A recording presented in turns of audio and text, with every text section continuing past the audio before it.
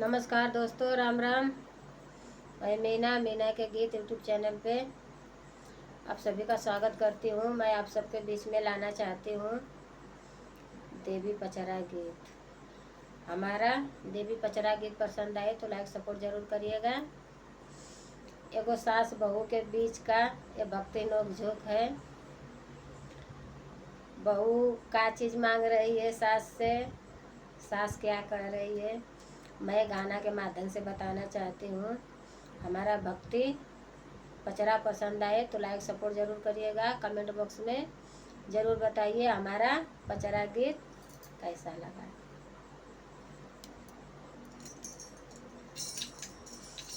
दे दे तू सासू हमारे, दे तू सासू हमारी सोने के घड़ी लवा हो किसी चियवती ना। दे तू सासू हमारे सोने के घड़ी लवा हो किसी चियवती ना। शीतला मैया के फुलवरिया हो किसी चियवती ना।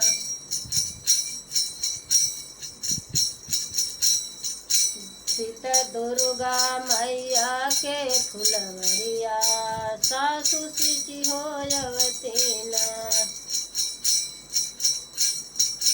का पैब बाबू हर हो सोने का घड़ी लवा।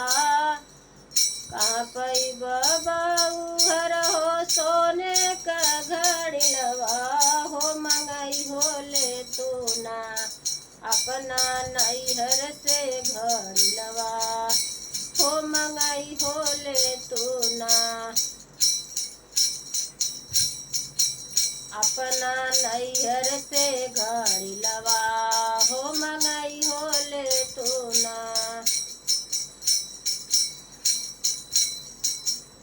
नैहरा नैहरा जिनी करी सासू हो नैहरवा हमर ना। नैहरा नैहरा जिनी करी सासू हो नैहरवा हमर ना। बसल बड़ुए बहुत दूरिया हो नैहरवा हमरे ना। बसल बड़ुए बहुत दूरिया हो नैहरवा हमरे ना। दे तू सासू हमरे सोने के कुदरिया हो कि गोड़ी अवती ना। दे देती सासू हमारी सोने के कुदरिया हो कि गोड़ी अवती ना। शीतला मैया के फुलवरिया सासु गोड़ी हो अवती ना।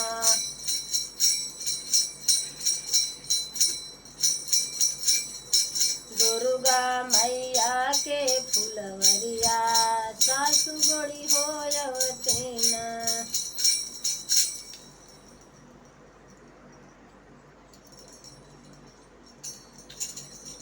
सातो मैया के फुलवरिया सासु गोड़ी हो अवती ना। कहाँ पैब बाऊ हर हो सोने के कुदरिया हो मंगाई हो ले तू ना। कहाँ पैब बाऊ हर हो सोने के कुदरिया हो मंगाई हो ले तू ना। अपना नैहर से कुदरिया हो मंगाई हो ले तू ना। अपना नैहर से कुदरिया हो मंगाई हो ले तू ना। नैहर नैहर जिनी करी सासू हो नैहरवा हमर ना। बसल बड़े बहुत दूरिया हो नैहरवा हमरे ना। बसल बड़ुए बहुत दूरिया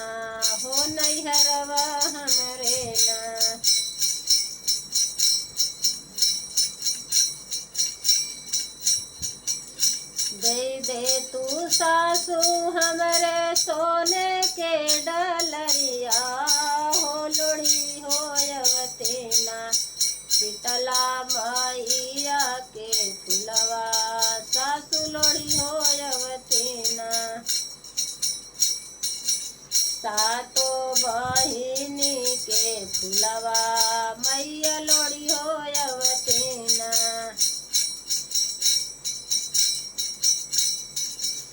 कहाँ पई बबू हर हो सोने के डलरिया हो मंगाई होले तो ना अपना नैहर से डलरिया हो मंगाई होले तो ना अपना नैहर से डलरिया हो मंगाई होले तो ना नैहर नैहर जिनी करी सासू हो नैहरवा हमरे ना बसल बड़ुए बहुते दुरिया हो नैहरवा हमरे ना बसल बड़ुए बहुते दुरिया हो नैहरवा हमरे ना